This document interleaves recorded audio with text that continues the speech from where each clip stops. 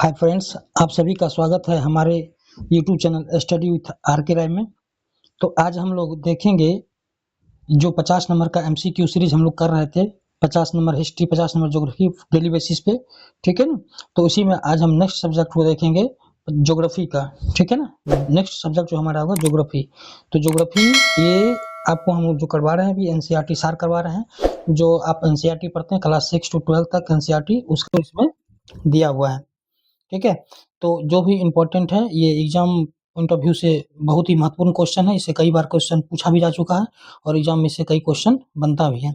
चलिए, तो इसमें फर्स्ट में दिया है इंट्रोडक्शन, ठीक है ना। और ये इंडियन ज्योग्राफी है।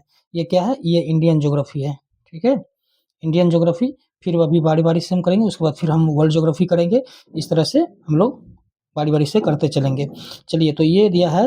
इसके अभी आज हम ज्योग्राफी का जो सामान्य परिचय है, जनरल इंट्रोडक्शन, उसके बारे में पढ़ेंगे। तो देखते हैं, बिना समय के भाई देखते हैं।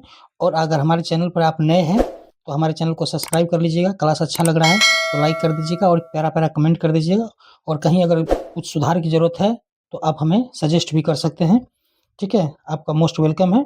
तो चलिए क्लास को शुरू करते हैं। फर्स्ट क्वेश्चन कहता है, थोड़ा सा इसको बड़ा कर देते हैं, थोड़ा आपको थोड़ा दिखेगा अच्छा से, ठीक है। चलिए, फर्स्ट में क्या कहता है, भारत किस गोलार्ध में अवस्थित है? भारत किस गोलार्ध में अवस्थित है? तो भारत जो है उत्तरी पूर्वी गोलार्ध में अवस्थित है। कहाँ स्थित है? उत्तरी पूर्वी गोलार्ध में अवस्थित है। भारत कहाँ अवस्थित है? उत्तरी पूर्वी गोलार्ध में अवस्थित है, ठीक है। तो चलिए, इस क्वेश्चन को याद रखना है, क्योंकि ये क्वेश्चन बहुत ही इंपॉर्टेंट है। क्वेश्चन कई बार एग्जाम में बन गया है, ये क्वेश्चन कई बार एग्जाम में पूछा गया, भारत किस गोलार्ध में अवस्थित है? तो भारत कहाँ अवस्थित है? उत्तरी पूर्वी गोलार्ध में अवस्थित है। चलिए, आपको यहाँ एक मैप दिख रहा होगा, ठीक है ना। देखिए, आप यहाँ पर देखिए मैप, ये पूरा थोड़ा सा छोटा करेंगे तब आपको पूरा मैप दिखेगा। यहाँ देखिए, आपको एक मैप दिख रहा होगा, ठीक है ना। इस मैप में आप देखिए, अब यहाँ देखिए, यहाँ पर आपको इसमें अक्षांशीय देशांतरीय विस्तार के बारे में पढ़ेंगे हम लोग। इस मैप में हम लोग जो है इसमें क्या पढ़ेंगे, देखिए ये आपको उत्तर से दक्षिण इसकी लंबाई कितनी है, पूरब से पश्चिम कहते हैं, पूरब से पश्चिम इसकी लंबाई कितनी है, ठीक है ना। ये सभी अक्षांशीय विस्तार, देशांतरीय विस्तार, ठीक ना, इसके बारे में पढ़ेंगे। तो चलिए, इसके बारे में हम लोग और देख लेते हैं आगे। ये हमारे प्यारा भारत का मैप है, ठीक है। तो चलिए नेक्स्ट देखते हैं, नेक्स्ट में क्या कहता है। नेक्स्ट क्वेश्चन कहता है, थोड़ा इसको और बड़ा कर दें, थोड़ा अच्छा लगे और थोड़ा और अच्छा से दिखेगा साफ साफ। चलिए, तो नेक्स्ट क्वेश्चन कहता है, नेक्स्ट में क्या कहता है कि क्षेत्रफल की दृष्टि से, ठीक है, भारत का विश्व में कौन सा स्थान है? तो क्षेत्रफल की दृष्टि से भारत का विश्व में कितना स्थान है? तो क्षेत्रफल की दृष्टि से भारत का विश्व में 7वां स्थान है। कितना? 7वां स्थान है। अब देखिए, हम जिस लंबाई की बात कर रहे थे, यहाँ लंबाई दिया हुआ है। देखिए यहाँ पर भारत जो है, भारतीय भूभाग का विस्तार पूर्व से पश्चिम, ठीक है ना, पूर्व से पश्चिम यानी कितना है? तो 2933 किलोमीटर। पूर्व से पश्चिम कितना विस्तार है? 2933 किलोमीटर। और उत्तर से दक्षिण, उत्तर से दक्षिण कितना विस्तार है? 3214 किलोमीटर। यानी कि एक हो गया पूर्व से पश्चिम, एक हो गया उत्तर से दक्षिण, ठीक है। इसका वो जो लंबाई हम बता रहे थे ना, इस तरह से, ठीक है। तो इसका लंबाई, जो लंबाई विस्तार है दिया है पूर्व से पश्चिम, उत्तर से दक्षिण, इसका एक 2933 है पूर्व से पश्चिम, इसके 2933 किलोमीटर इसकी लंबाई, और एक है 3214 किलोमीटर इसकी लंबाई, ठीक है। नेक्स्ट क्वेश्चन कहता है, भारत का क्षेत्रफल विश्व के कुल क्षेत्रफल का कितना प्रतिशत है? यह है 2.4%। भारत का जो क्षेत्रफल है विश्व के कुल क्षेत्रफल का कितना प्रतिशत? 2.4% है। आप इसको याद रखेंगे, बहुत इंपॉर्टेंट क्वेश्चन है। और ये क्वेश्चन जो है, आप यहाँ से आप बिहार एसएससी दीजिए, या फिर बीपीएससी टीआरई दीजिए, बीपीएससी का पीसीएस दीजिए, या फिर आप बिहार पुलिस दीजिए, बिहार एसआई दीजिए, रेलवे का एग्जाम दीजिए, सब जगह ये क्वेश्चन आपको मिलेगा, देखने को इस बुक से मिलेगा। चूंकि ये एनसीईआरटी सारा और कहता है किसी भी कोई भी कंपटीशन एग्जाम है, क्वेश्चन कहाँ से बनाती है? एनसीईआरटी से ही क्वेश्चन बनाती है, ठीक है ना। तो इसके पॉइंट ऑफ व्यू से ये बहुत ही इंपॉर्टेंट सीरीज है, ठीक है। इसलिए हम लोग इसे डेली बेसिस पे कर रहे हैं। चलिए, नेक्स्ट क्या कहता है, नेक्स्ट कहता है, थोड़ा इसको ऊपर, नेक्स्ट कहता है भारत का अक्षांशीय विस्तार, ठीक है। भारत का अक्षांशीय विस्तार क्या है? भारत का अक्षांशीय विस्तार है 8 डिग्री 4 मिनट उत्तरी अक्षांश से 37 डिग्री 6 मिनट उत्तरी अक्षांश के मध्य। भारत का अक्षांशीय विस्तार कितना है? 8 डिग्री 4 मिनट उत्तरी अक्षांश से। इसको याद रखेंगे, बहुत ही इंपॉर्टेंट डाटा है, ठीक है। और इसमें इतना नियरेस्ट आपको डाल देगा पॉइंट, इतना नियरेस्ट वाला अंक डिजिट डाल देगा कि आप कंफ्यूज कर जाएंगे एग्जाम जिसमें देगा। इसलिए इसको एकदम मैक्सिमम टाइम इसको पढ़ के याद करके, ठीक है, इसको तो याद कर लेंगे, रट लेंगे, ताकि एग्जाम में अगर किस तरह का क्वेश्चन आए तो कंफ्यूज नहीं होना और गलत में टिक नहीं लगाना। ठीक है, तो देखिए अक्षांशीय विस्तार, एक अक्षांशीय विस्तार, और देखिए यहाँ देशांतरीय विस्तार की चर्चा की है। ठीक है ना, तो अक्षांशीय विस्तार को इतना याद रखेंगे, 8 डिग्री 4 मिनट उत्तरी अक्षांश से 37 डिग्री 6 मिनट उत्तरी अक्षांश के मध्य। अब कहता है देशांतरीय विस्तार क्या है, तो देशांतरीय विस्तार क्या निर्धारित करते हैं, तो देशांतरीय विस्तार कहता है कि समय और अवस्थितियों को निर्धारित करती है। देशांतरीय विस्तार क्या निर्धारित करती है, समय और अवस्थिति को। देशांतरीय विस्तार किसको निर्धारित करती है, तो समय और अवस्थिति को निर्धारित करती है। नेक्स्ट क्वेश्चन कहता है कर्क रेखा ट्रॉपिक ऑफ कैंसर भारत के कितने राज्यों से होकर गुजरती है, तो भारत, ये जो ट्रॉपिक ऑफ कैंसर है कर्क रेखा भारत के कितने राज्यों से गुजरती है, 8 राज्यों से होकर गुजरती है। मतलब जो भी कर्क रेखा है भारत के कितने राज्यों से गुजरती है, 8 राज्यों से। अब 8 राज्य कौन कौन है, इसको चलिए इसको भी हम देखते हैं। उससे पहले देखिए यहाँ पर एक, उससे पहले थोड़ा यहाँ पर एक दिया क्वेश्चन, इस क्वेश्चन को थोड़ा सा छोटा करेंगे तब आपको अच्छी तरह से दिखेगा। चलिए ये दिया है, यहाँ कितना दिया है, तो ये दिया है कहता है भारतीय मानक समय रेखा कितना, भारतीय मानक समय रेखा 82.5 डिग्री, कितना 82.5 डिग्री कितने राज्यों से गुजरती है, तो 5 राज्यों से। कितने राज्यों से गुजरती है, 5 राज्यों से गुजरती है।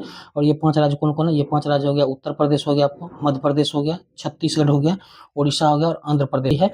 और ये 5 राज्य कौन कौन हो गया, देखिए फिर से देख लीजिए, उत्तर प्रदेश हो गया आपका, मध्य प्रदेश हो गया, छत्तीसगढ़ हो गया, उड़ीसा हो गया, उसके बाद फिर आंध्र प्रदेश हो गया। ठीक है ना, ये 5 राज्य से होकर गुजरती है और इसको आप याद रखेंगे, ये एग्जाम पॉइंट ऑफ व्यू से काफ़ी महत्वपूर्ण है और ये क्वेश्चन कई बार बन चुका है। ठीक है, जो क्वेश्चन कई बार बन चुका है हम उस पर ज़्यादा जोर दे रहे हैं। ठीक है, ताकि आपको उस क्वेश्चन को याद रखना है, उसको भूलना नहीं है। ठीक है, जिसको हमने कह दिया कि इसको याद रखना है तो उसको याद रखना है। ठीक है, उसको खास करके भूलना नहीं है, क्योंकि वो सब एग्जाम में बार बार पूछा गया क्वेश्चन है। चलिए नेक्स्ट क्या कहता है, नेक्स्ट देखते हैं। अभी हम लोग कर्क रेखा की बात कर रहे थे, भारत कर्क रेखा है जो भारत से 8 राज्यों से होकर गुजरती है। अभी 8 राज्य कौन कौन सा है उसको देख लेते हैं। देखिए ये 8 राज्य जो है जो कर्क रेखा जिससे होकर गुजरती है कर्क रेखा, तो ये है 8 राज्य कौन कौन हो गया, ये हो गया आपको गुजरात, पहला क्या हो गया, गुजरात हो गया। सेकेंड में कौन हो गया, मध्य प्रदेश हो गया, गुजरात हो गया। चलिए इधर इधर से देखते हैं लाइन बाय लाइन, इधर गुजरात हो गया, गुजरात के बाद जाके आपका राजस्थान हो गया। ठीक है ना, राजस्थान के बाद जाके आपका मध्य प्रदेश हो गया, मध्य प्रदेश का हो गया छत्तीसगढ़ हो गया, छत्तीसगढ़ के बाद झारखंड हो गया, और झारखंड के बाद कौन हो गया, पश्चिमी बंगाल हो गया। झारखंड के बाद कौन सा हो गया, पश्चिम बंगाल हो गया, और पश्चिम बंगाल के बाद त्रिपुरा हो गया, और त्रिपुरा के बाद कौन हो गया, त्रिपुरा के बाद आपका हो जाएगा मिजोरम। ठीक है ना, अब ये कर्क रेखा आपको 8 को याद करने के लिए एक आपको शानदार सा ट्रिक है, मित्र पर गमछा झार। कौन सा ट्रिक है, मित्र पर गमछा, ठीक है, झार। इस ट्रिक को याद रखेंगे, इस कर्क रेखा को याद रखने के लिए। मित्र पर गमछा झार, मित्र से मी से हो जाएगा आपका मिजोरम, त्रो से हो जाएगा त्रिपुरा। ठीक है, उसके बाद जाके गो से हो जाएगा आपका गुजरात, मो से हो जाएगा मध्य प्रदेश, छ से हो जाएगा आपका छत्तीसगढ़, झ से हो जाएगा झारखंड, और र से हो जाएगा राजस्थान। ठीक है, इस तरह 8 राज्यों को यहाँ हम लोग देख लेंगे, इस ट्रिक के माध्यम से क्या कर लेंगे, याद रखेंगे। ठीक है ना, क्लास अच्छा लग रहा होगा तो आप उसे लाइक कर देंगे, ठीक है ना, सब्सक्राइब कर लेंगे और एक अच्छा सा प्यारा कमेंट कर देंगे, ताकि इससे हमें मोटिवेशन मिले और हम आपके लिए और भी इसी तरह का क्लास, अच्छा क्लास लाते रहेंगे। ठीक है, तो चलिए अब नेक्स्ट देखिए, नेक्स्ट यहाँ दिया है भारत को भारत को कहता है कि 2 बराबर भागों में कौन सा अक्षांश विभाजित करता है, भारत को 2 बराबर भागों में कौन सा अक्षांश विभाजित करता है, ये करता है 23.5 डिग्री। कौन करता है, 23.5 डिग्री उत्तरी अक्षांश, जो जिसको बोलते हैं कर्क रेखा। कर्क रेखा इसी को बोलते हैं ना, कर्क रेखा किसको बोलते हैं, 23.5 डिग्री जो उत्तरी अक्षांश है उसी को कर्क रेखा बोलते हैं। चलिए तो इसमें नेक्स्ट क्या कहता है कि भारत के सबसे पश्चिमी बिंदु कौन हो गया, गौरमोती हो गया, गौरमोती यानी कि गुहार मोती। ठीक है, तथा पूर्वी बिंदु क्या हो गया, पूर्वी बिंदु कहता है किबुथ हो गया, सबसे पूर्वी। अब जैसे देखिए भारत है हमारा, यहाँ भारत, ये भारत हो गया। ठीक है, ये भारत का सिंबल है। अब मान लीजिए इधर नॉर्थ हो गया आपका, इधर नॉर्थ हो गया, इधर आपका साउथ हो गया। चलिए यहाँ पर थोड़ा दिखेगा ना, थोड़ा सा और बड़ा कर देते हैं आपको। चलिए ये कहाँ गया, हाँ चलिए ये थोड़ा सा यहाँ देख लीजिए, यहाँ पर आप देखिए जैसे ये इस तरह से। ठीक है, तो यहाँ कहता है ये नॉर्थ हो गया, ये साउथ हो गया, ईस्ट हो गया और कहता है वेस्ट हो गया। चलिए देखिए यहाँ कहता है कि भारत के सबसे कहता है कि पश्चिमी बिंदु, सबसे पश्चिमी बिंदु कौन हो जाएगा, तो सबसे पश्चिमी बिंदु इसकी बात कर रहा है, ठीक है ना। पश्चिमी बिंदु गोरमोती, क्या थे, गोरमोती या इसी को गुहार मोती भी बोलते हैं। तथा पूर्वी बिंदु क्या हो गया, पूर्वी बिंदु किबुथु हो गया, किबुथु, पूर्वी बिंदु कौन हो गया, किबुथु। और किबुथु जो अरुणाचल प्रदेश में, कहाँ, अरुणाचल प्रदेश में, कि कहता है कि मध्य सूर्योदय एवं सूर्यास्त के लगभग कहता है कि कितने घंटे का अंतर है, तो इसके बीच का अंतर कितना है, सूर्योदय एवं सूर्यास्त के बीच कितने घंटे का अंतर है, तो 2 घंटे का अंतर है। कितने घंटे का अंतर है, 2 घंटे का। यह मानक समय रेखा, भारतीय मानक समय रेखा, भारतीय मानक समय रेखा जो है 82.5 डिग्री, भारत 82.5 डिग्री कहता है किस शहर से होकर गुजरती है, तो ये गुजरती है कहाँ से, प्रयागराज के निकट मिर्जापुर से। कहाँ से गुजरती है, तो प्रयागराज के निकट मिर्जापुर से, ठीक है, गुजरती है। उसका नेक्स्ट क्वेश्चन कहता है कि भारतीय मानक समय कहता है IST एवं कहता है ग्रीनविच के मध्य कहता है GMT के कितने घंटे का अंतर है, तो 5.5 घंटे का अंतर है। भारतीय मानक समय और कहता है ग्रीनविच माध्य यानी कि GMT और IST के बीच कितने घंटे का अंतर हो गया, तो 5.5 घंटे का अंतर हो गया। भारतीय मानक समय, अब इसमें दिया बॉक्स में देखिए, भारतीय मानक समय, भारतीय मानक समय यमोत्तर, भारतीय मानक यमोत्तर, इसको बोलते हैं इंडियन स्टैंडर्ड मेरिडियन पर मध्याह्न है, ठीक है। तो 120 डिग्री पूर्वी देशांतर पर स्थानीय समय कितना होगा, तो 2:30 का अपराह्न होगा, 2:30 क्या होगा, अपराह्न होगा।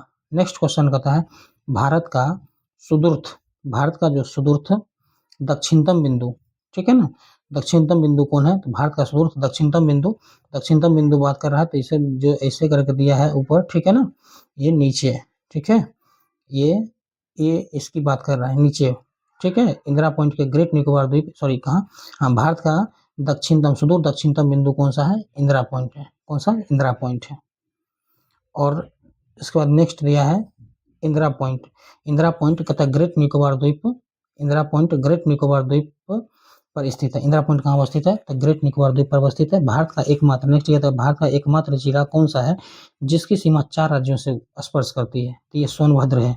सोनभद्र जिला है, कहाँ पड़ता है, उत्तर प्रदेश में। सोनभद्र में एक स्थान पड़ता है, उत्तर प्रदेश में एक स्थान पड़ता है सोनभद्र जिला, जिसकी कहता है कि सीमा जो है, ये जिस जिला है जो जिसकी सीमा कहता है 4 राज्यों को क्या करता है, स्पर्श करता है। चलिए नेक्स्ट क्वेश्चन कहता है भारत की सबसे पूर्वी और कहता है सबसे पश्चिमी देशांतर रेखाओं के मध्य कहता है कितनी डिग्री का अंतर होता है, तो लगभग 30 डिग्री। कितना डिग्री, लगभग 30 डिग्री का। भारत से के बीच भारत की सबसे पूर्वी और पश्चिमी देशांतर रेखाओं के मध्य कहता है कितनी डिग्री का अंतर होता है, तो लगभग 30 डिग्री के मध्य। कितने डिग्री हो गया, 30 डिग्री के मध्य। क्लास अच्छा लग रहा हो तो आप उसे लाइक कर लेंगे, ठीक है, और सब्सक्राइब कर लेंगे और अपने दोस्तों के ग्रुप में भी शामिल सेंड कर देंगे, ताकि और आपके ज़रूरतमंद दोस्तों का भी इसका भला हो सके, ठीक है। क्लास कैसा लग रहा है बताते जाइएगा। नेक्स्ट देखते हैं, इसमें देखिए नेक्स्ट में इसमें देते हैं भारत का मैप दिया हुआ है, जिसमें कहता है राज्य और केंद्र शासित प्रदेशों के बारे में दिया गया है। आप इस मैप को देख लेंगे, ठीक है ना, कहाँ कहाँ इसमें क्या क्या है देख लीजिए। अगर इसमें पूछे हमारे बिहार का मैप, तो देखिए हमारे बिहार का मैप कौन सा है, यहाँ देखिए आपको दिख रहा होगा, आपको ऐसे दिख रहा होगा। चलिए अब देखिए दिख रहा होगा, देखिए अपने बिहार का मैप कैसे, यहाँ देखिए, यहाँ ये बिहार है, बिहार इस जगह है ना, बिहार इस जगह है, ठीक है। और ये मैप देखिए ऐसे करके आया है, ऐसे ऐसे ऐसे, ठीक है, ये बिहार का मैप है, ऐसे, ये हमारे बिहार की बनावट है, ठीक है ना। तो इस तरह से आप इसको देख लीजिएगा मैप में एक बार। और यहाँ देखिए, यहाँ इसमें कुछ फैक्ट्स लिखा हुआ है जिसको हम करा देते हैं। इस फैक्ट्स में क्या कहता है, कहता है दादर व नगर हवेली तथा दमन व दीव का विलय कैसे हुआ, तो संसद ने लोकसभा में 27 नवंबर 2019 को तथा राज्यसभा में, ये देखिए ये लोकसभा में, ठीक है, और यहाँ राज्यसभा में, लोकसभा और राज्यसभा में। राज्यसभा में कब, तो राज्यसभा में कहता है, राज्यसभा में कब, 3 दिसंबर, ये डेट इम्पोर्टेंट है, देखिए 3 दिसंबर 2019 को पारित दादर व नगर हवेली तथा दमन व दीव केंद्र शासित प्रदेश का विलय विधेयक 2019, विधेयक कौन सा था, तो 2019 के माध्यम से उपर्युक्त दोनों केंद्र शासित प्रदेशों का विलय कर दिया, ठीक है ना। किसका किसका, दादर व नगर हवेली तथा दमन व दीव का, दोनों का क्या कर दिया, विलय कर दिया। नेक्स्ट कहता है उसमें, यह पुनर्गठन जो है 26 जनवरी 2020, यह पुनर्गठन कब 26 जनवरी 2020 से प्रभावी है। अब नए केंद्र शासित प्रदेश का नाम दादर व नगर हवेली तथा दमन व दीव होगा। और इसकी राजधानी कहाँ है? दमन है। इसकी राजधानी कहाँ है? दमन है। चलिए नेक्स्ट देखिए, नेक्स्ट में क्या कहता है। नेक्स्ट में दिया है देश की जैसे कि चतुर्थिक अंतिम सीमा बिंदु दिया है, ठीक है ना। अभी हमने जो वहाँ पर देखा था, जैसे ये दक्षिणतम बिंदु है, ठीक है, ये है दक्षिणतम बिंदु। आपको ये कौन सा है? ये देखिए, ये दक्षिणतम बिंदु हो गया, ठीक है। ये उत्तरतम बिंदु हो गया, ये आपको पश्चिम उत्तर बिंदु हो गया, ये पूर्वी बिंदु हो गया, और ये कहता है कि मुख्य भूमि का दक्षिणतम बिंदु हो गया। तो दक्षिणतम बिंदु जो है कहाँ? इंदिरा पॉइंट। दक्षिणतम बिंदु को क्या बोलते हैं? इंदिरा पॉइंट बोलते हैं। और ये कहाँ? ये ग्रेट निकोबार में है। कहाँ है? ग्रेट निकोबार द्वीप पर है। और उत्तरतम बिंदु का क्या नाम है? इसका आधार नाम उत्तरतम बिंदु, इसको क्या बोलते हैं? इंदिरा कॉल। क्या बोलेंगे? इंदिरा कॉल। ये कहाँ है? तो ये लद्दाख में। कहाँ है ये लद्दाख में। इंदिरा कॉल कहाँ है? लद्दाख में। और पश्चिम उत्तर बिंदु है वो गौर माता, उसको गौर माता या गुहार मोती गुहार मोती भी इसको कहते हैं। और ठीक है, ये कहाँ है? ये गुजरात में है, ठीक है ना। और देखिए पूर्वी बिंदु, ये सबसे पूर्वी बिंदु क्या है? ये सब देखिए, ये जो क्वेश्चन है बहुत इंपॉर्टेंट है क्वेश्चन, ये सब कई बार पूछा जा चुका है।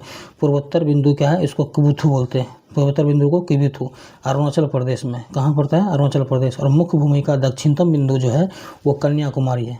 कैप कन्याकुमारी, जो 8 डिग्री 4 मिनट, कितना? 8 डिग्री 4 मिनट उत्तरी अक्षांश कहाँ पड़ता है? तो तमिलनाडु में। कहाँ पड़ता है? आपको तमिलनाडु में। चलिए एक चीज़ और दिया है, हिमालय की प्रमुख पर्वत श्रेणियों का उत्तर से दक्षिण क्रम। ये तो आपको देखिए VVI है, ठीक है ना, VVI। आप इसको रट लीजिए, घोड़ के पी जाइए, ठीक है ना। ये हिमालय की प्रमुख पर्वत श्रेणियों का उत्तर से दक्षिण क्रम इस बार के TRE में भी पूछा जा चुका है। और ये क्वेश्चन अभी बिहार दरोगा में भी पूछा गया है। अभी जो 1799 बिहार दरोगा का एग्जाम हुआ था, ये इतना इम्पोर्टेंट क्वेश्चन है कि ज्योग्राफी में अगर क्वेश्चन पूछा तो ये क्वेश्चन निश्चित ही पूछेगा, ठीक है ना। ये तो कई बार पूछा जा चुका है। इस बार TRE 3 में री एग्जाम में भी पूछा गया, जो एग्ज़ाम कैंसिल हुआ था उसमें भी था ये क्वेश्चन, ठीक है ना। तो किसी न किसी शिफ्ट में हमेशा पूछता ही रहता है। तो चलिए ये कौन हो गया? ये हो गया आपका, इसमें इसका क्रम क्या है? उत्तर से दक्षिण क्रम से जाने के लिए कहता है। देखिए इसमें क्रम जो है उत्तर से दक्षिण, से काराकोरम हो गया, लद्दाख हो गया, जास्कर हो गया, पीर पंजाल हो गया, धौलाधर हो गया और शिवालिक हो गया, ठीक है। ये उत्तर से दक्षिण क्रम है। हमेशा इसमें ध्यान देने वाली बात यह है कि इसका क्रम, ठीक है ना, इसका क्रम इम्पोर्टेंट है कि क्रम कौन सा। देखिए यहाँ क्रम पूछ रहा है इसका दक्षिण, उत्तर से दक्षिण। क्या पूछ रहा है? सॉरी, देख लीजिए ऐसे, हाँ, उत्तर से दक्षिण क्रम पूछ रहा है, ठीक है ना। अच्छा, इसी को एग्जाम में पूछ देता है कभी, इसी का कह देता है दक्षिण से उत्तर, ठीक है ना।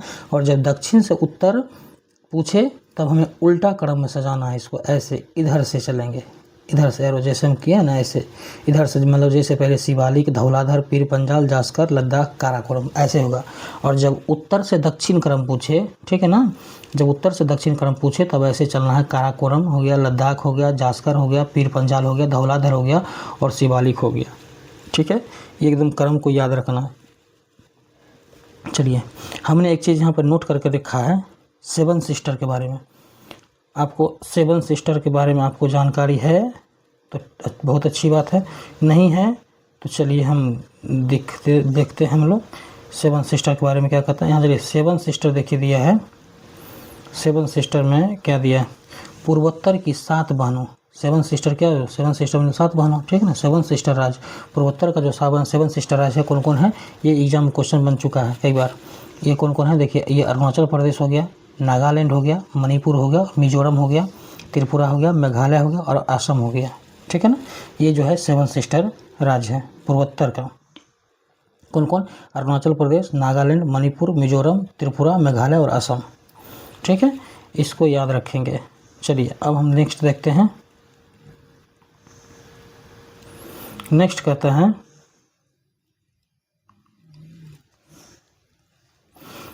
है, किस देश के पास सर्वाधिक समय कटिबंध? सर्वाधिक समय कटिबंध यानी कि समुद्र पारीय क्षेत्रों सहित है। तो यह है किसका? फ्रांस का। किसका है? फ्रांस का। फ्रांस का है। किसका है? फ्रांस का। भारतीय मानक समय रेखा एवं कर्क रेखा एक दूसरे को कदा 36 में काटती है। देखिए ये क्वेश्चन पूछा, इस बार भी क्वेश्चन पूछा है। ये भारतीय मानक समय रेखा वाला, भारतीय मानक समय रेखा के बारे में क्या कहता है कि तो भारतीय मानक समय रेखा जो है कर्क रेखा दोनों कहता है एक दूसरे को कहाँ 36 में काटती है। अब नेक्स्ट क्वेश्चन में इधर कहता है भारत की मुख्य भूमि की तटीय लंबाई कितनी है। तो भारत की मुख्य भूमि की तटीय लंबाई कितनी है? ये है लगभग 6100 किलोमीटर। कितनी है? लगभग 6100 किलोमीटर है। 6100 किलोमीटर। भारत की मुख्य भूमि के तटीय भाग की लंबाई कितनी है? तो तटीय लंबाई है लगभग 6100 किलोमीटर। चलिए नेक्स्ट कहता है म्यांमार की सर्वाधिक सीमा किस भारतीय राज्य को स्पर्श करती है? ये करती है अरुणाचल प्रदेश को। भारतीय म्यांमार राज्य कहता है कि भारतीय जो है म्यांमार किसको स्पर्श करती है? मैंने म्यांमार की सर्वाधिक सीमा जो भारतीय राज्य कहता है किसको कहते हैं? भारतीय राज्य को स्पर्श करती है। तो किस राज्य को सर्वाधिक स्पर्श करती है? ये करती है मध्य प्रदेश, अरुणाचल प्रदेश को। चलिए नेक्स्ट कहता है, नेक्स्ट में कहता है कि जनसंख्या यानी कि पॉपुलेशन, जनसंख्या की दृष्टि से भारत का विश्व में कौन सा स्थान है? तो जनसंख्या की दृष्टि से अभी तो दूसरा स्थान है। अभी तो मतलब जब तक जनगणना 2011 के अनुसार अभी दूसरा स्थान है। अगर जब अभी जनगणना हो तो अब हम लोग का स्थान कितना हो जाएगा? प्रथम हो जाएगा, फर्स्ट हो जाएगा। ठीक है ना? तभी दूसरा स्थान पे है जब तक कि नेक्स्ट जनगणना नहीं होता है। नेक्स्ट कहता है असम की सीमा कुल कितने राज्यों अथवा केंद्र शासित प्रदेशों को स्पर्श करती है? तो ये 7 राज्यों को स्पर्श करती है। असम की जो सीमा है वो कुल कितने राज्यों और केंद्र शासित प्रदेशों को स्पर्श करती है? तो 7 राज्यों। अब चलिए देखिए नेक्स्ट कहता है कि रॉस द्वीप, कौन सा? रॉस द्वीप हो गया, नील द्वीप हो गया, हैवलॉक द्वीप हो गया का परिवर्तित नाम, इस सब का नाम चेंज किया गया। इस सब का नाम क्या क्या है? तो देखिए इस सब का नाम जो है रॉस द्वीप का नाम क्या है? तो रॉस द्वीप का नाम कहते हैं नेताजी सुभाष चंद्र बोस है। रॉस द्वीप का नाम क्या है? रॉस द्वीप का नाम कहते हैं नेताजी सुभाष चंद्र बोस है। नील द्वीप का नाम क्या है? तो नेताजी सुभाष चंद्र बोस द्वीप इसका हो गया रॉस द्वीप का। नील द्वीप का देखिए, नील द्वीप का नाम हो गया शहीद द्वीप। नील द्वीप का नाम क्या हो जाएगा? शहीद द्वीप। हैवलॉक द्वीप का नाम हो जाएगा कौन? कहता है कि स्वराज द्वीप। हैवलॉक का नाम क्या हो जाएगा? स्वराज द्वीप हो गया। इसको देख लीजिए, इसको क्रम देख लीजिए। रॉस द्वीप का नाम क्या हो जाएगा? तो रॉस द्वीप का नाम आपका हो जाएगा कितना? नेताजी सुभाष चंद्र बोस द्वीप हो जाएगा। नील द्वीप है इसका नाम हो जाएगा शहीद द्वीप जो परिवर्तित करके, और हैवलॉक द्वीप का नाम परिवर्तित करके क्या बना है? स्वराज द्वीप बना है। ठीक है, चलिए नेक्स्ट क्वेश्चन कहता है, नेक्स्ट कहता है कि भारत किस जल संधि द्वारा श्रीलंका से पृथक होता है? ये पाक जलडमरू मध्य के द्वारा। भारत कैसे पृथक होता है उससे? पाक जलडमरू मध्य के द्वारा अलग, श्रीलंका से अलग होता है। नेक्स्ट कहता है भारत का कौन सा राज्य चीन और बांग्लादेश से घिरा है? तो ये क्वेश्चन वेरी वेरी इंपॉर्टेंट है, कई बार एग्जाम में पूछा जा भी चुका है। ठीक है ना? त्रिपुरा। भारत का कौन सा राज्य है जो 3 और कितना से 3 और कहते हैं कि 3 और बांग्लादेश से घिरा हुआ है। 3 और कहाँ से घिरा हुआ है? बांग्लादेश से घिरा हुआ है। कौन सा है? त्रिपुरा। ठीक है, चलिए नेक्स्ट देखते हैं हम लोग। इसको हम लोग कॉलम को करेंगे जब ऊपर से नीचे आएंगे तब। पहले हम लोग यहाँ देख लेते हैं ऊपर से। ऊपर में हम लोग देखते हैं, चलिए दिख रहा होगा आपको। कहता है भारत के महत्वपूर्ण चैनल। अब भारत का जो महत्वपूर्ण चैनल है, ठीक है, इसके बारे में बात कर रहा है। ये क्या कर रहा है इसके बारे में देखिए। कहता है कि 9 डिग्री चैनल जो है किसके किसके बीच है? तो लक्षद्वीप और मिनिकॉय के मध्य है। ठीक है, 9 डिग्री चैनल लक्षद्वीप और मिनिकॉय के मध्य है। उसी तरह 8 डिग्री चैनल हो गया मालदीव हो गया और मिनिकॉय के मध्य हो गया। 8 डिग्री चैनल मालदीव और मिनिकॉय के मध्य हो गया। ग्रेट या महान चैनल हो गया सुमात्रा, इंडोनेशिया और निकोबार के मध्य। किसके बीच? सुमात्रा, इंडोनेशिया और निकोबार के मध्य हो गया। चलिए पाक स्ट्रेट, अब इसको ऊपर थोड़ा कर लेते हैं। पाक स्ट्रेट जो है जलडमरू मध्य, पाक स्ट्रेट जलडमरू मध्य भारत और श्रीलंका के मध्य है। किसके किसके बीच है? भारत और श्रीलंका के मध्य है। एक है माहिम क्रिक, जिसको निवेशिका भी बोलते हैं। माहिम क्रिक निवेशिका यानी कि एक पतली सी निवेशिका मुंबई, ठीक है ना, इसके मध्य है। और कच्छ की खाड़ी किसके मध्य है? तो कच्छ की खाड़ी पश्चिमी गुजरात। कच्छ की खाड़ी कहाँ है? पश्चिमी गुजरात। एक है खम्भात की खाड़ी। खम्भात की खाड़ी कहाँ? देखिए खम्भात की खाड़ी हो गया पूर्वी गुजरात, नर्मदा और ताप्ती का मुहाना, ठीक है ना। नेक्स्ट कहता है इसमें, चलिए ऐसे, हाँ नेक्स्ट है लक्षद्वीप सागर। लक्षद्वीप सागर है, देखिए लक्षद्वीप और मालाबार तट के मध्य है। कहाँ कहाँ लक्षद्वीप सागर किसके किसके मध्य है? तो लक्षद्वीप सागर जो है लक्षद्वीप और मालाबार तट के मध्य है। मन्नार की खाड़ी किसके मध्य है? तो मन्नार की खाड़ी कहता है दक्षिण पूर्वी तमिलनाडु और श्रीलंका के मध्य है। दक्षिण पूर्वी तमिलनाडु और श्रीलंका के मध्य है। दक्षिण पूर्वी तमिलनाडु और कहाँ? श्रीलंका के मध्य है। चलिए एक है कोको स्ट्रेट। कोको स्ट्रेट कहाँ है? इसको थोड़ा बढ़ा लेते हैं। हाँ कोको स्ट्रेट देखिए कहाँ है? तो कोको स्ट्रेट जो है, कोको स्ट्रेट जलडमरू मध्य कहाँ है? तो ये कोको द्वीप, कोको स्ट्रेट कोको द्वीप म्यांमार और उत्तरी अंडमान के मध्य है। उत्तरी अंडमान के मध्य है। एक हो गया डंकन पास। क्या हो गया? Duncan pass. डंकन पास कहाँ है? तो दक्षिणी अंडमान और लघु अंडमान के मध्य है। डंकन पास कहाँ है? दक्षिणी अंडमान और लघु अंडमान के मध्य है। और 10 डिग्री चैनल, 10 डिग्री चैनल ये भी पूछा क्वेश्चन कई बार पूछा। 10 डिग्री चैनल जो है अंडमान और निकोबार के मध्य है। 10 डिग्री चैनल किसके मध्य है? तो अंडमान और निकोबार के मध्य है, ठीक है। चलिए अब इसमें एक फॉर्मेट दिया है, आपको दिख रहा होगा। इस फॉर्मेट में बात कर रहा है जैसे विभिन्न देशों के साथ भारत के अंतर्राष्ट्रीय सीमा की लंबाई एवं संबद्ध राज्य एवं कहता है केंद्र शासित प्रदेश। जैसे अब यहाँ देखिए देश लंबाई दे दिया किलोमीटर में, उसका सीमा दिया है, ठीक है। और सीमा से संबंध स्थापित जो भी राज्य है उसके बारे में कहा है। देखिए जैसे बांग्लादेश, अब फर्स्ट दिया है बांग्लादेश, तो बांग्लादेश से जो दिया है देखिए बांग्लादेश, ठीक है। तो बांग्लादेश के बारे में क्या दिया है? तो बांग्लादेश से लंबाई कितनी है? कहता लंबाई आपका हो गया कितना? लंबाई आपका हो गया 4096.7 किलोमीटर। कितना? ये पूछा गया है एग्जाम में, टीआरई में भी पूछा है, ठीक है, अदर एग्जाम में भी इसको पूछा है, ठीक है। तो ये है बांग्लादेश की लंबाई कितनी है? 4096.7 किलोमीटर। और सीमा रेखा हो गया, रेड क्लिप रेखा हो गया इसमें। और देखिए इससे संबंध कौन कौन सा राज्य है? तो इसमें 5 राज्य संबंध है। इससे कौन कौन? देखिए पश्चिम बंगाल हो गया, मेघालय हो गया, मिजोरम हो गया, त्रिपुरा हो गया, असम हो गया। कौन? पश्चिम बंगाल से संबंधित कितना राज्य है? 5 राज्य। वही नेक्स्ट हो गया चीन। चीन से कितना हो गया? देखिए चीन से हो गया आपको, चीन की लंबाई कितनी है? 3488 किलोमीटर, 3488 यानी 3488 किलोमीटर। और सीमा रेखा कौन है? तो मैकमोहन सीमा रेखा है, मैकमोहन सीमा रेखा। और देखिए इसमें ये भी 5 राज्यों से संबंध है, ठीक है ना। कौन कौन? तो लद्दाख हो गया, हिमाचल प्रदेश, उत्तराखंड, सिक्किम, अरुणाचल प्रदेश, ठीक है। नेक्स्ट है पाकिस्तान। पाकिस्तान, इसकी लंबाई कितनी है? 3323 किलोमीटर, 3323 किलोमीटर यानी कि 3323 किलोमीटर है। और रेड क्लिप रेखा कहाँ है? इसके बीच में कौन सा रेखा? रेड क्लिप रेखा, ठीक है ना। और ये कितने राज्यों से, पाकिस्तान कितने राज्यों से संबंध है? तो ये भी 5 राज्यों से संबंध है। कौन कौन?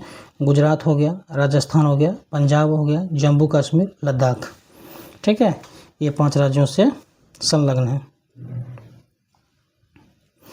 चलिए नेक्स्ट कहता है नेपाल।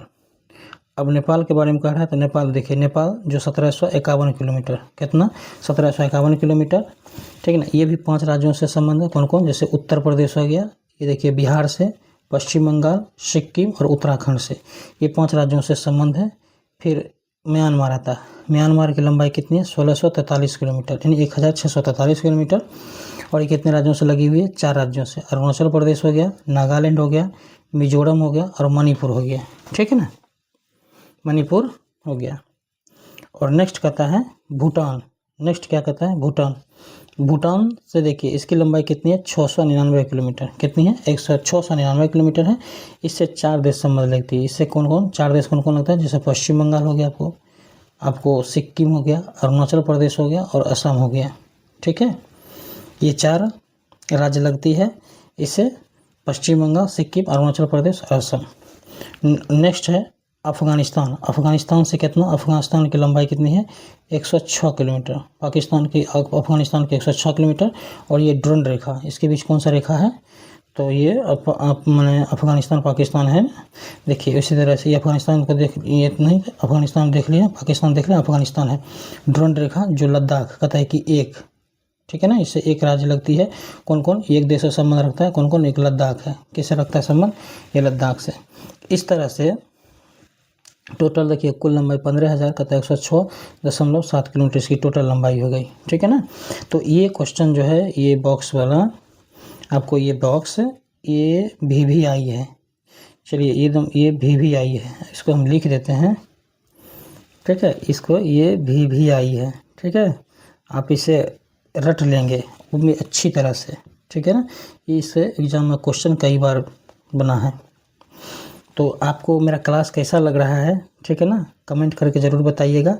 मेरा जो यूट्यूब चैनल है study with RK Ray, RAY, ठीक है ना।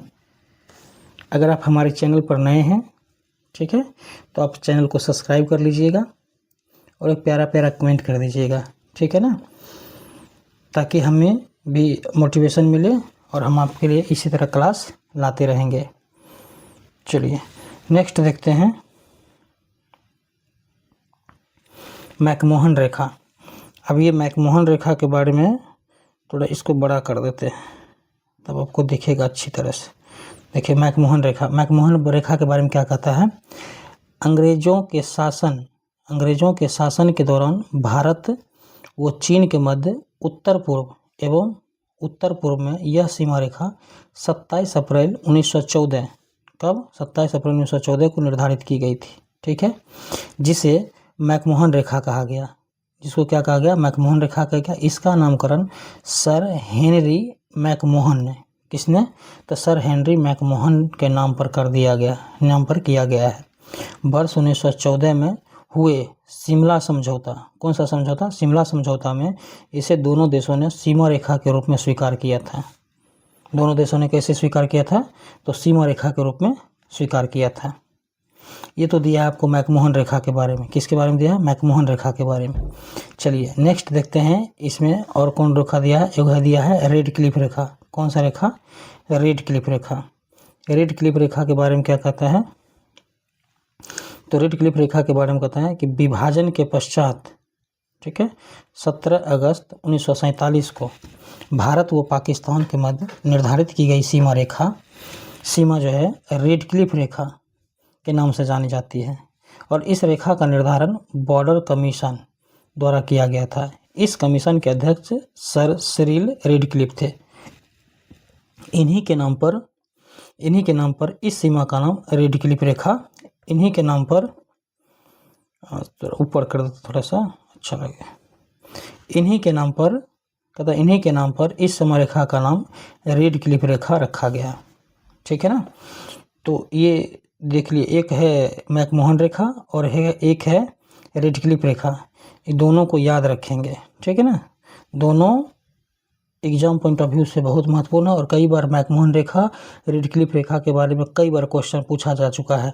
यानी कि इसका ये जो है कब रेखा निर्धारित की गई थी, ये 27 अप्रैल 1914, इसके बारे में भी पूछा गया, रेडक्लिफ रेखा के बारे में भी पूछा गया है, ठीक है ना। इसके निर्धारणकर्ता कौन थे, ठीक है ना, उसके बारे में क्या है, किस समझौता से मैंने सीमा रेखा का निर्धारणकर्ता स्वीकार किया गया था, तो शिमला समझौता से। ये सब जो है इसके बारे में कई बार पूछा जा चुका है क्वेश्चन। देखिए एक इसमें कहता है, एक कॉलम में एक क्वेश्चन दिया है कि काराकोरम, कौन सा दिया है, काराकोरम। देखिए यहाँ काराकोरम श्रेणी को उच्च एशिया की रीढ़ यानी कि बैकबोन ऑफ कहता है हाई एशिया के नाम से जाना जाता है। किस नाम से जाना जाता है, तो बैकबोन ऑफ हाई एशिया के नाम से, यानी उच्च एशिया की रीढ़ के नाम से। इसको हिंदी में क्या बोलेंगे, उच्च एशिया की रीढ़ के नाम से जाना जाता है। किसको, काराकोरम श्रेणी को, काराकोरम श्रेणी को। चलिए अब देखिए ये जो अब हम पढ़ेंगे ये नेक्स्ट है, ये VVI है, MVVI इसको मानिए, इसको कहिए MVVI, M थोड़ा कलर चेंज कर देते हैं, ये हो गया MVVI, ठीक है ना। इसको ये भारत का था एक नज़र दृष्टि में, भारत जो है कहता है कि एक दृष्टि में, ओह सॉरी, थोड़ा सा मैनेज कर लीजिएगा, ठीक है। चलिए, भारत एक दृष्टि में। अब इसमें क्या कहता है, भारत एक दृष्टि में, इसमें क्या कहता है, देखिए ये देश के बारे में पूछ रहा है, देश, यहाँ भारत, देश भारत, ठीक है ना, ये भारत। अब इसका कहता है अन्य नाम क्या है भारत का, जैसे अन्य नाम क्या है, जैसे आर्यावर्त हो गया, आपका जम्बू द्वीप हो गया, भारतवर्ष हो गया, हिंदुस्तान हो गया, इंडिया हो गया, ये सब अपने प्यारे प्यारे भारत का नाम है। आर्यावर्त, जम्बू द्वीप, भारतवर्ष, हिंदुस्तान, इंडिया, ठीक है ना, ये हो गया। नेक्स्ट उसको देखिए, इसकी राजधानी कहाँ है, भारत की राजधानी कहाँ है, नई दिल्ली। भारत की राजधानी कहाँ हो गई, नई दिल्ली हो गया। भौगोलिक स्थिति क्या हो गया इसका, उत्तरी गोलार्ध में। ये कहाँ स्थित है, तो उत्तरी गोलार्ध में अवस्थित है, ठीक ना। अब देखिए इसका अक्षांशीय विस्तार, इसको तो आपको याद रखना है, ठीक है ना।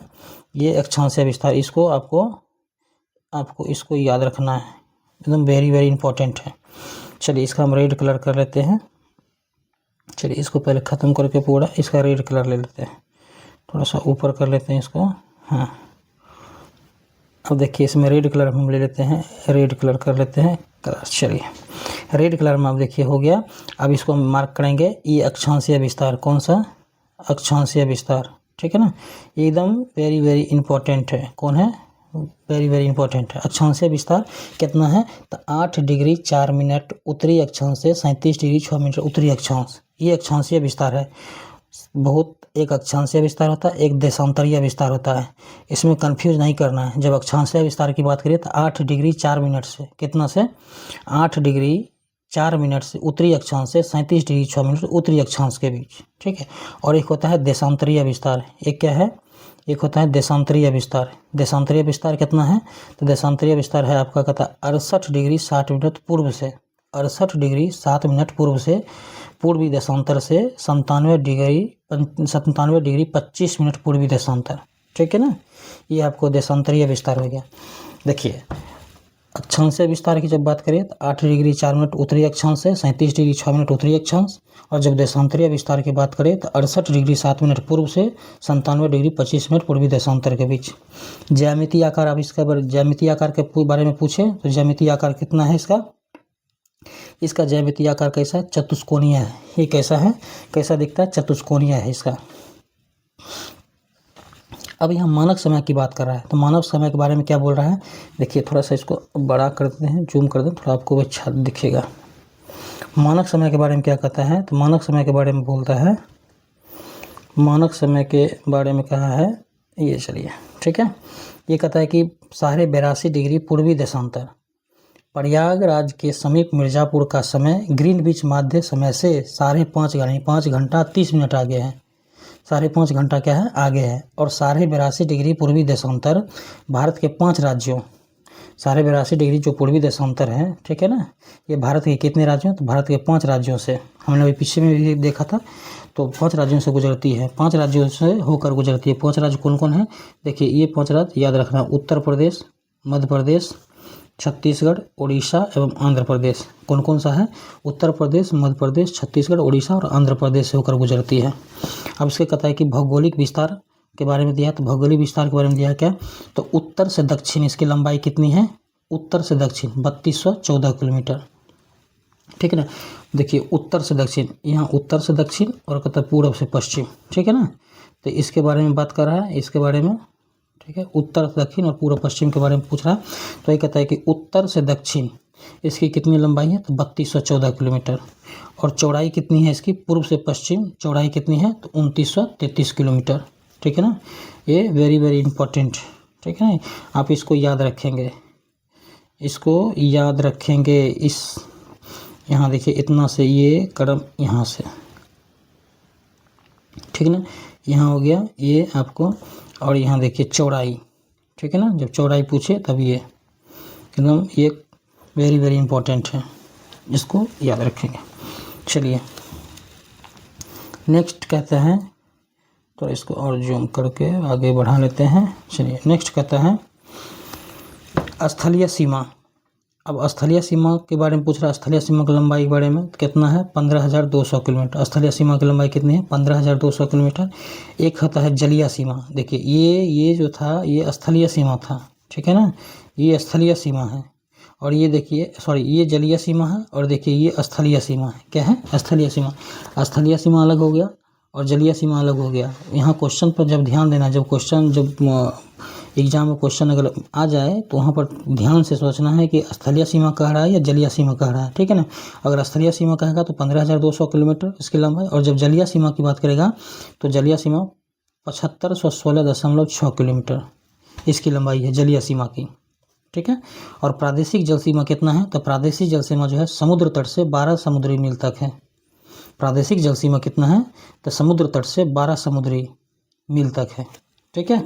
और संलग्न क्षेत्र के बारे में क्या रखा है? संलग्न क्षेत्र कहता है कि प्रादेशिक जल सीमा से आगे 24 समुद्री मील तक इसका संलग्न क्षेत्र है। उसके बाद जाके अब कहता है अनन्य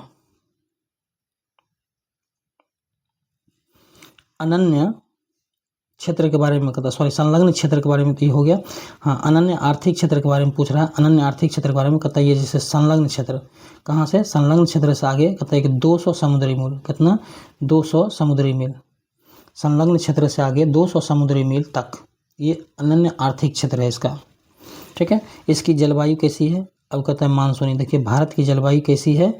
तो अपने भारत की जलवायु कैसी है? मानसूनी है। ठीक है ना? अब इसका क्षेत्रफल कितना है? ये तो एकदम VVI है। ये भी देखिए, ये भी VVI है आपका, ये भी। ठीक है? ये भी है, इसमें सब VVI। लेकिन जो एग्जाम में बार बार क्वेश्चन जिससे बना है, ठीक है ना, जो मतलब क्रीम है ये एकदम, ये सब जो है, और बेसिक चीज़ भी है।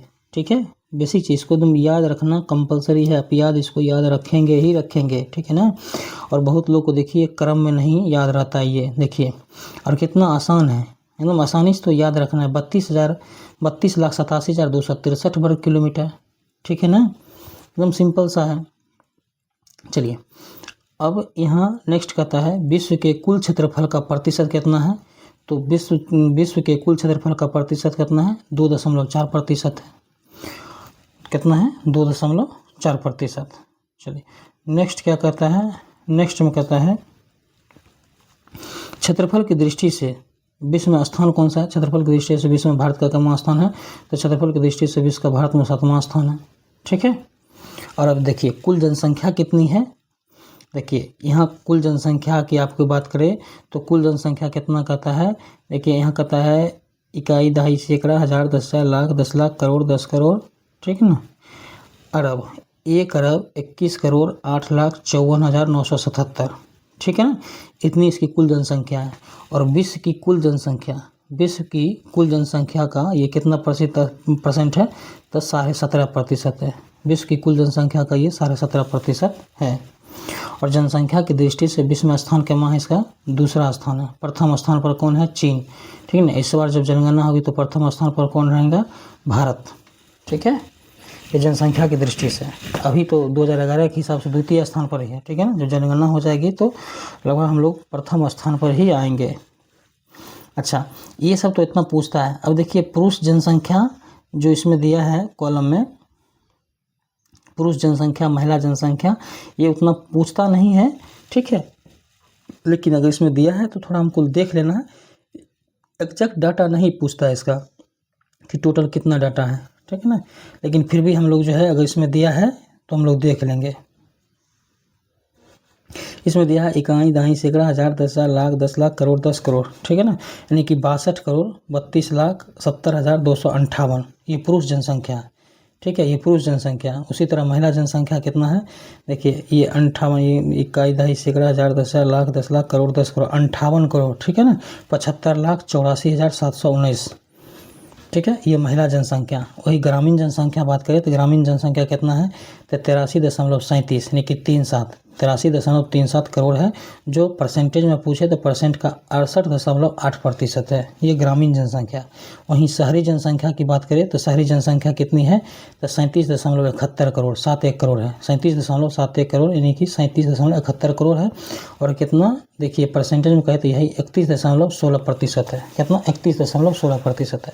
दशकीय जनसंख्या वृद्धि दर कितनी है? तो दशकीय जनसंख्या वृद्धि दर हो गया आपका 17.64%। 2001, 2011, 2001 से लेकर 2011 तक ये 10 की जनसंख्या वृद्धि दर हो गया कितना, 10 की वृद्धि दर हो गया 17.64। देखिए इस बार 10 की जनसंख्या वृद्धि दर नहीं बिहार का 10 की जनसंख्या वृद्धि दर पूछा था, ठीक है ना, और भारत का भी पूछ सकता है, ठीक है ना। चलिए नेक्स्ट देखते हैं।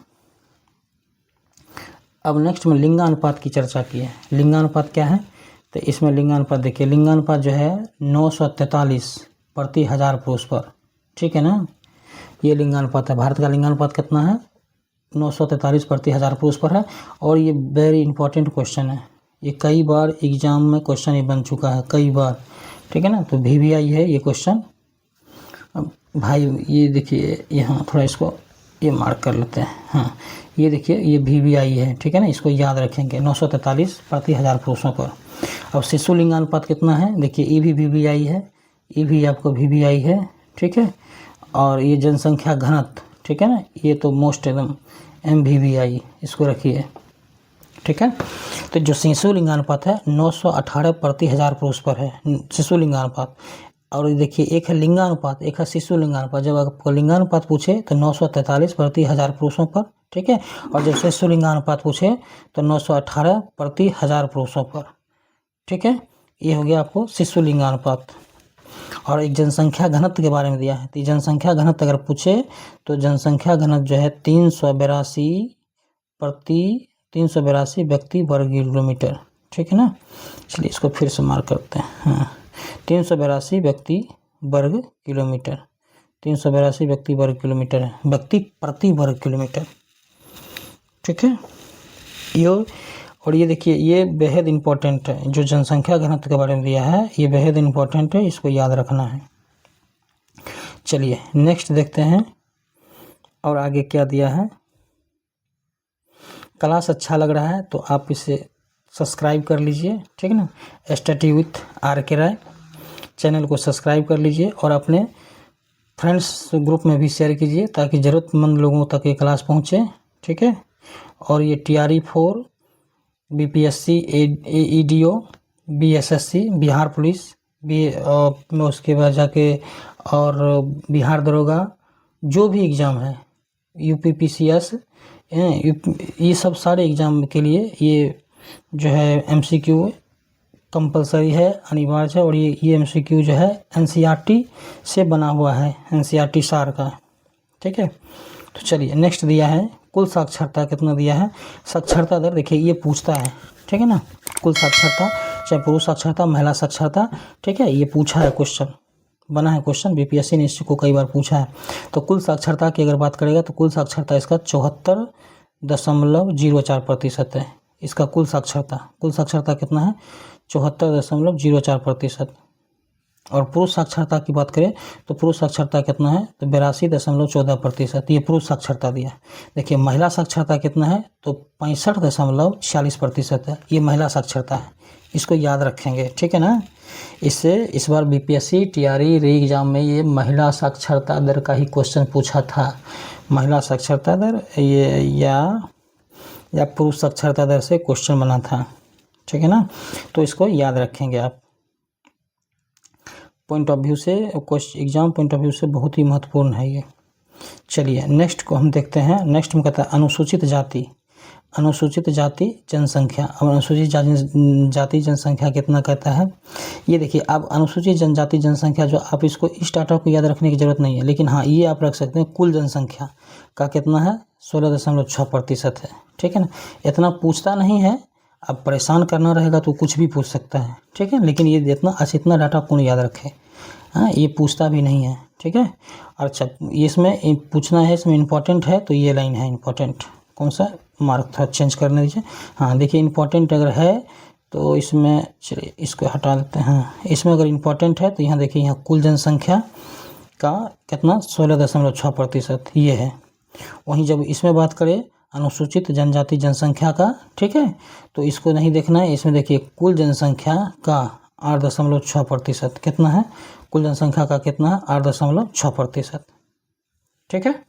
चलिए नेक्स्ट देखते हैं राज्यों की संख्या। अब राज्यों की संख्या कितनी है, तो राज्यों की संख्या कितनी हो जाएगी 28 है ना, राज्यों की संख्या 28 हो गया। केंद्र शासित प्रदेशों की संख्या कितनी हो जाएगी 8, केंद्र शासित प्रदेशों की संख्या कितनी हो जाएगी 8। और उसके बाद जाके थोड़ा इसमें मार्कर चेंज कर ले, हाँ चलिए ये हो गया। केंद्र शासित प्रदेशों की संख्या कितनी हो जाएगी 8 हो जाएगी। अब देखिए पर्वतीय क्षेत्र का विस्तार कितना है, पर्वतीय क्षेत्र का विस्तार 10.7%। आप इसको याद कर लेंगे, ठीक है ना। 10। पहाड़ी क्षेत्रों का विस्तार कितना है 18.6% पहाड़ी क्षेत्र का विस्तार। और पठारी क्षेत्र का विस्तार कितना है, तो पठारी क्षेत्र का विस्तार है 27.7%। और मैदानी क्षेत्र का विस्तार पूछे तो मैदानी क्षेत्र का विस्तार 43.0% ये मैदानी क्षेत्र है। इस बार एक पठारी क्षेत्र या मैदानी क्षेत्र के बारे में ये क्वेश्चन टीआरई में पूछा था, ठीक है ना। उसका विस्तार कितना है, देखिए ये क्वेश्चन शायद था 43.0% वाला, ठीक है।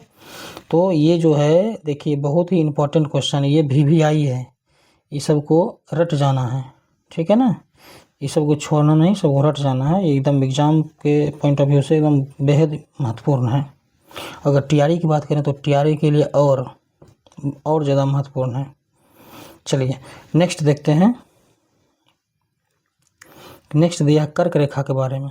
अब कर्क रेखा के बारे में क्या दिया है, तो कर्क रेखा कहता है कि जो है स्थित कहता है 8 राज्य है। कर्क रेखा पर कितने स्थित राज्य है 8। कौन कौन, गुजरात हो गया, राजस्थान, मध्य प्रदेश, छत्तीसगढ़, झारखंड, पश्चिम बंगाल, त्रिपुरा और मिजोरम। इसका मैंने आपको एक ट्रिक भी बताया था, मित्र पर गमछा झार, उस पर आराम से बैठ जाएगा, आपको याद भी रहेगा।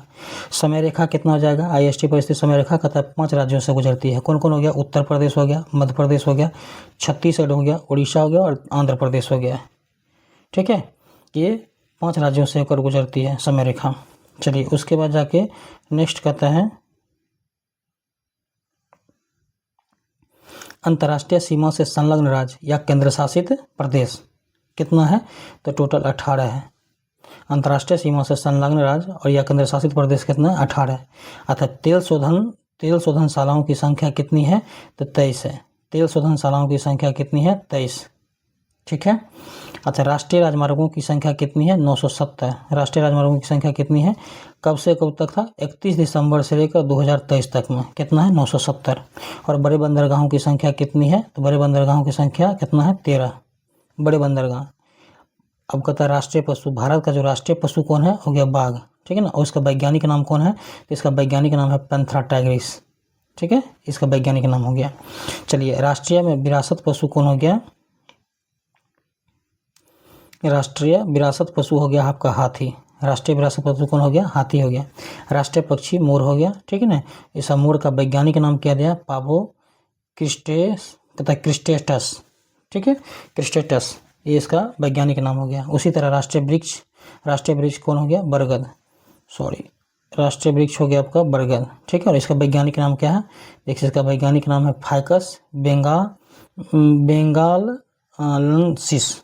बेंगालेंसिस।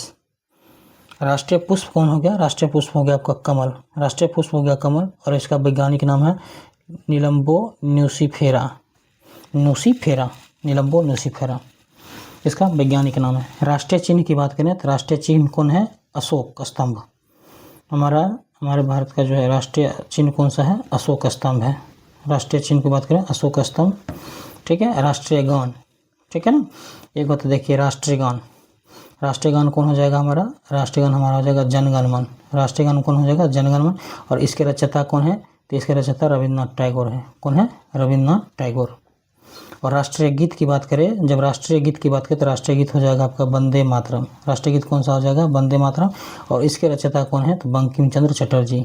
अब देखिए एक चीज़ देखिए, आपको राष्ट्रीय गीत, ठीक है, थोड़ा कलर यहाँ चेंज कर देते हैं, यहाँ कलर चेंज कर देते हैं आपको, हाँ चलिए ये देखिए आपको राष्ट्रीय गान हो गया और एक हो गया राष्ट्रीय गीत। इस सब में आपको कंफ्यूज नहीं करना है, ठीक है ना। राष्ट्रीय गान और राष्ट्रीय गीत में आपको कंफ्यूज नहीं करना है। देखिए ये राष्ट्रीय जब गान पूछे तो जनगण मन, ठीक है ना, और इसके रचयिता कौन है, रविन्द्रनाथ टैगोर।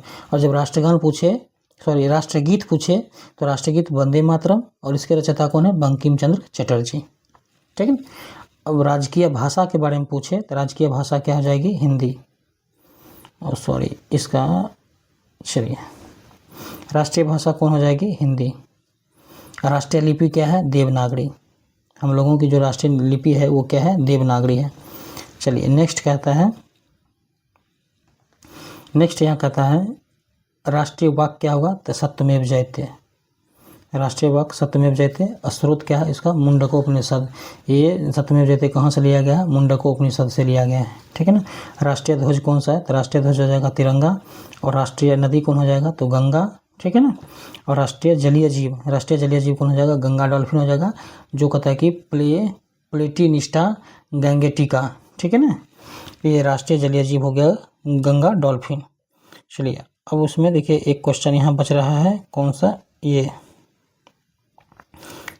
दिख रहा होगा, पुदुचेरी के बारे में। पुदुचेरी का भौगोलिक, कहता पुदुचेरी का भौगोलिक विस्तार कहाँ है, तमिलनाडु। तमिलनाडु का कराईकल यानी कि केरल, केरल कहता माहे, केरल कहाँ, माहे में, एवं कहता आंध्र प्रदेश यानी एनम राज्यों में स्थित है। यानी कि पुदुचेरी का जो भौगोलिक विस्तार है वो तमिलनाडु हो गया, केरल हो गया और आंध्र प्रदेश राज्य में स्थित है, ठीक है। तो आज का क्लास यहीं तक रहेगा, ठीक है ना। और अगर क्लास अच्छा लगा हो, ठीक है, तो आप हमारे चैनल स्टडी विथ RK राय को सब्सक्राइब कर लीजिएगा, ठीक है। और दोस्तों ग्रुप में शेयर कर दीजिएगा। और इसी तरह हम लोगों का 50-50 MCQ का सीरीज चलता रहेगा, ठीक है। और इस तरह से आज हम जैसे इससे पिछले क्लास हमने हिस्ट्री किया है, आज ज्योग्राफी किया है, ठीक है ना। इसी तरह से क्रम से जाता रहेगा और बदल के भी सब्जेक्ट लाते रहेंगे, ठीक है ना। कभी हम नोट्स ला देंगे, नोट्स में देखिए उसमें संक्षिप्त नोट्स रहेगा इसी का, जो उसमें बुलेट पॉइंट है, सब वो जो पॉइंट है सब एग्जाम किसी न किसी एग्जाम में पूछा हुआ है, चाहे वो PCS हो या फिर जो 1 डे एग्ज़ाम हो, जो भी एग्ज़ाम है उसमें पूछा हुआ होता है। वो सीरीज करेंगे तो और मज़ा आएगा, ठीक है। तो आज का क्लास यहीं तक रखते हैं, तब तक के लिए बहुत बहुत धन्यवाद, ठीक है। फिर मिलते हैं किसी नेक्स्ट क्लास में।